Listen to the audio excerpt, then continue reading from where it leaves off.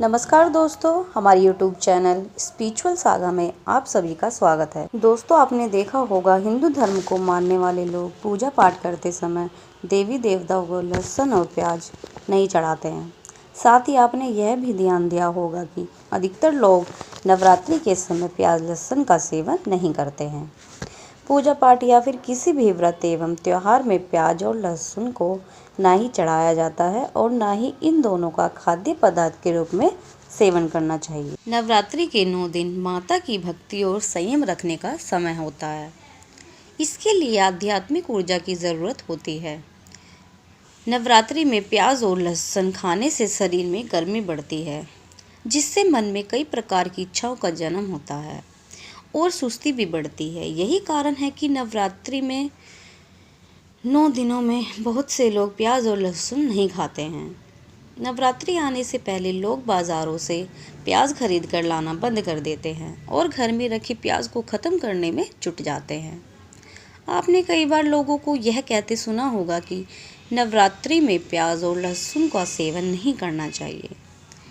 इसके पीछे की वजह पूछने पर कोई धार्मिक मान्यता का हवाला देता है तो बहुत सारे लोग का कहना है कि प्याज और लहसुन तामसिक भोजन की श्रेणी में आता है। तो चलिए आज हम आपको बताते हैं कि आखिर तामसिक भोजन खासतौर से प्याज और लहसुन को व्रत के दौरान खाने से मना किया जाता है। व्रत के दौरान प्याज और लहसुन खाने से इंसानों की कामुक ऊर्जा जागृत होने लगती है। ये पेट में गर्मी पैदा करता है और डाइजेशन सिस्टम के लिए ठीक नहीं होता। इसके साथ ही दोनों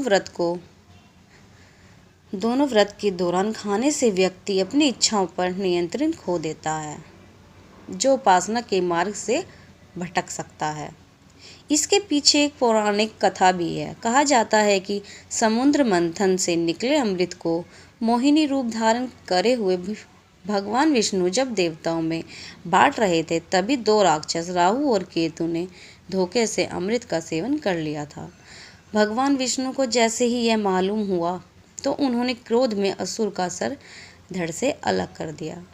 राहु केतु और जमीन पर गिरकर नष्ट हो गए, लेकिन दोनों के मुख में अमृत पहुंच चुका था, इसलिए दोनों के मुख अमर हो गए। इतना ही नहीं, उनके सिरों में से अमृत की कुछ बूंदें जमीन पर गिर गईं, जिनसे प्याज और लहसुन उपजे। प्याज और लहसुन दोनों ही अमृत की बूंदों से उपजे हैं, इसलिए यह रोगों को नष्ट करने में फायदेमंद होता है। इनमें मिला अमृत राक्षसों के मुख से होकर गिरा है, इसलिए इनमें तेज गंध है। यही वजह है कि इन्हें अपवित्र माना जाता है और देवी देवताओं के भोग में इस्तेमाल नहीं किया जाता। माना जाता है कि जो लोग प्याज और लहसुन का सेवन करते हैं उनका शरीर राक्षसों की तरह मजबूत होता है, लेकिन उनकी बुद्धि और सोच विचार भी राक्षसों की तरह प्रदूषित हो जाती है। नवरात्रि चल रही है और इस दौरान व्रत उपासना रखने के साथ साथ लोग अपने घरों में लहसुन और प्याज का इस्तेमाल बंद कर देते हैं। ये बात तो ठीक है कि इस दौरान शराब या किसी भी तरह के नशे को हाथ नहीं लगाते, अगर साथ ही किसी जीव की हत्या भी नहीं करते, और इसीलिए चिकन मटन आदि खाना बंद किया जाता है। पर आखिर लहसुन और प्याज में क्या दिक्कत है? यह तो शाकाहारी होता है, खेतों में उगाया जाता है। फिर भी क्यों ऐसा कहा जाता है कि लहसुन और प्याज नवरात्रि में बंद किया जाए? इसे समझने के लिए पहले शास्त्रों में अलग अलग वर्गों में विभाजित भोजन के बारे में जानना ज़रूरी है। शास्त्रों के हिसाब से जो खाना हम खाते हैं वो 3 भागों में विभाजित किया गया है। पहला तामसिक, दूसरा राजसिक और तीसरा सात्विक। नवरात्रि में सात्विक भोजन को सबसे शुद्ध माना जाता है और इस भोजन को ही शरीर के लिए सेहतमंद भी कहा गया है। सात्विक भोजन वह है जो शरीर को शुद्ध करता है और मन को शांति प्रदान करता है। पकाया हुआ भोजन यदि 3-4 घंटे के भीतर सेवन किया जाता है तो इसे सात्विक माना जाता है। इसमें ताज़े फल, हरे पत्तेदार सब्जियां, बादाम आदि, अनाज और ताज़ा दूध, फलों का रस, आम सब्जियां, बिना ज़्यादा तेल मसाले का खाना आता है। नवरात्रि में सात्विक भोजन करने का विधान है और इसमें लहसुन व प्याज इस्तेमाल नहीं है, इसलिए शास्त्रों के हिसाब से लहसुन और प्याज का सेवन करना गलत। राजसिक भोजन। राजसिक भोजन वो होता है जो खाने में अत्यधिक स्वादिष्ट लगता है और साथ ही साथ इनमें अलग तरह की गंध होती है, ऐसी गंध जो मुंह में काफ़ी लंबे समय तक रहती है। लहसुन, प्याज, मशरूम जैसे पौधे राजसिक भोजन में आते हैं। इस तरह का भोजन काफ़ी मसाले के साथ पकाया जाता है। ये ब्राह्मण, जैन धर्मशास्त्रों में इन्हें अच्छा नहीं माना गया है।